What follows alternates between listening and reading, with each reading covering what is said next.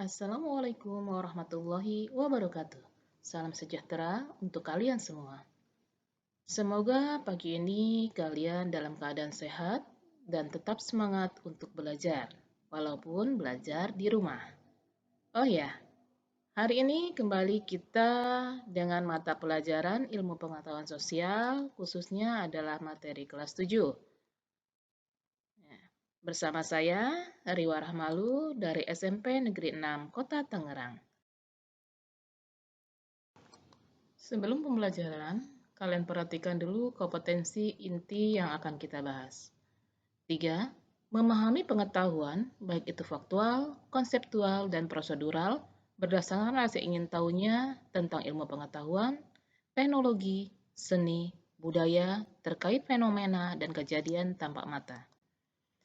Sementara kompetensi dasarnya adalah 3.3, memahami konsep interaksi antar manusia dengan ruang sehingga menghasilkan berbagai kegiatan ekonomi, baik itu produksi, distribusi, konsumsi, permintaan, dan penawaran, dan interaksi antar ruang untuk kelangsungan kehidupan ekonomi, sosial, dan budaya Indonesia. Selanjutnya adalah tujuan pembelajaran. Setelah pembelajaran berakhir, siswa diharapkan dapat: pertama, menjelaskan pengertian produksi. Kedua, menyebutkan macam faktor produksi. Ketiga, menyebutkan hasil-hasil produksi. Keempat, menjelaskan tujuan dari produksi. Kita lanjutkan tentang pengertian produksi. Produksi dikatakan ada dua, yaitu yang pertama, kegiatan menghasilkan barang atau jasa. Sifatnya adalah menghasilkan. Yang kedua adalah kegiatan menambah nilai guna dari barang atau jasa. Jadi di sini yang ditekankan adalah nilai guna dari barang atau jasa setelah kita lihat atau kita gunakan. Lalu, apa contoh dari hasil produksi? Nah, kita lihat hasil produksi yang berupa barang. Ada meja, kursi, pakaian, juga sepatu. Ini adalah produksi berupa barang. Bagaimana dengan produksi yang sifatnya jasa? Kita lihat. Ada jasa perbankan. Ya, di sini adalah orang yang memberikan jasa pelayanan terhadap nasabah. Yang berikutnya adalah jasa transportasi. Juga jasa dari guru. Ya, jadi produk yang diambil adalah jasanya. Bahasan selanjutnya yaitu macam-macam nilai guna barang. Antara lain, yang pertama, nilai guna bentuk. Barang akan lebih berguna jika bentuknya sudah berubah. Contohnya, kacang kedelai akan lebih berguna bila sudah berubah menjadi tempe. Yang berikutnya adalah nilai guna tempat. Ya, ini dikatakan bahwa barang akan lebih guna jika tempatnya sudah berubah. Contoh, pasir kalau di lautan atau di tepi pantai, ini hanya sebagai tempat wisata yang tidak bisa digunakan, tapi akan lebih berguna lagi jika pasir itu sudah dibawa ke material. Karena di material ini, pasir akan dibeli oleh konsumen dan dijadikan bahan untuk bangunan. Selanjutnya adalah nilai guna waktu. Dikatakan bahwa barang akan lebih berguna jika waktu tepat untuk menggunakan. Contohnya adalah payung. Akan lebih berguna jika dipakai pada saat musim hujan. Yang selanjutnya adalah nilai guna kepemilikan. Barang akan lebih berguna jika sesuai dengan pemiliknya atau yang memiliki. Contoh, kalau sepatu adanya di toko, ini hanya sebagai pajangan. Tetapi kalau sudah sampai kepada konsumen, sepatu ini akan bisa digunakan atau berguna bagi konsumen. Yang berikutnya adalah nilai guna layanan. Artinya bahwa apa yang kita lakukan itu bisa lebih berguna kalau sudah melayani atau memberikan layanan. Contohnya adalah TV. Akan lebih berguna lagi kalau sudah ada siaran. Selanjutnya adalah faktor-faktor produksi.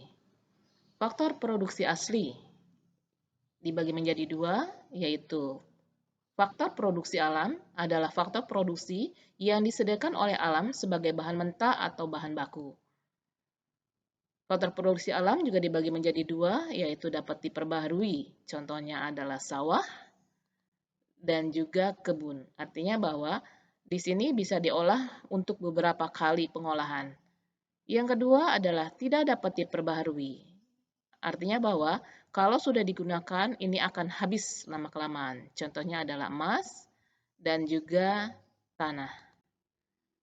Faktor produksi yang kedua yaitu faktor produksi tenaga kerja. Adalah segala sesuatu yang dimiliki baik tenaga maupun pikiran manusia yang dimanfaatkan dalam usaha memenuhi kebutuhan.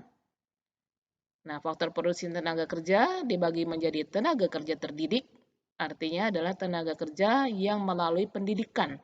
Ya, jadi akan bekerja sesuai dengan pendidikan. Contohnya adalah dokter, guru. Yang kedua adalah tenaga kerja terlatih. Artinya bahwa tenaga kerja ini melalui proses pelatihan. Jadi bisa bekerja sesuai dengan keahlian yang dimiliki dari latihan. Contohnya adalah montir, juga penjahit. Yang ketiga, tenaga kerja tidak terdidik dan tidak terlatih. Artinya bahwa tenaga kerja ini tidak punya pendidikan, juga tidak punya pelatihan khusus, tetapi bisa bekerja. Contohnya, tukang sapu jalanan, atau buruh atau kuli bangunan. Faktor produksi berikutnya. Faktor produksi turunan. Dibagi menjadi dua. Yang pertama adalah faktor produksi kewirausahaan. Adalah kemampuan atau keterampilan untuk mengkombinasi faktor produksi dalam usaha menghasilkan barang dan jasa untuk memenuhi kebutuhan. Contohnya ini adalah wirausaha membuat kendi ya, atau memanfaatkan tanah liat yang ada. Yang berikutnya adalah faktor produksi modal. Adalah segala sesuatu baik berupa barang maupun uang yang dapat dipergunakan atau dimanfaatkan untuk memperlancar atau menghasilkan barang dan jasa untuk memenuhi kebutuhan. Selanjutnya adalah hasil produksi. Hasil produksi berdasarkan jenis produksinya. Yang pertama adalah hasil produksi ekstraktif. Artinya bahwa pemungutan benda yang ada di alam. Yang kedua, hasil produksi agraris, yaitu produksi yang diambil dari pengolahan tanah. Tiga, hasil produksi industri, produksi dari pengolahan bahan. Empat, hasil produksi perdagangan, yaitu produksi dari hasil penyaluran hasil produksi. Dan yang kelima adalah hasil produksi jasa, yaitu produksi dari hasil penjualan jasa. Yang selanjutnya adalah hasil produksi. Hasil produksi berdasarkan kegunaannya itu dibagi menjadi hasil produksi berupa barang jadi, contohnya adalah pakaian, makanan, obat-obatan. Hasil produksi berupa barang setengah jadi, contohnya benang, beras, bahan. Dan yang ketiga, hasil produksi berupa barang modal. Contohnya adalah kereta api, pesawat terbang, dan kapal laut. Tujuan produksi dan biaya produksi. Tujuan dari produksi adalah satu, memenuhi kebutuhan masyarakat dengan cara menghasilkan barang dan jasa untuk memenuhi kebutuhan. Dua, menghasilkan keuntungan atau laba dengan cara memasarkan hasil produksi dengan harga yang lebih tinggi. Biaya produksi. Satu, biaya tetap adalah biaya yang besar atau kecilnya tidak dipengaruhi oleh banyaknya produksi yang diperoleh. Kedua, biaya variabel adalah biaya yang jumlahnya tergantung banyak sedikitnya produksi yang diperoleh. Tiga, biaya total adalah biaya tetap dan jumlah biaya variabel atau disebut juga biaya keseluruhan. Baiklah anak-anak, materi saya cukupkan sampai di sini. Kita kembali minggu depan dengan materi-materi berikutnya.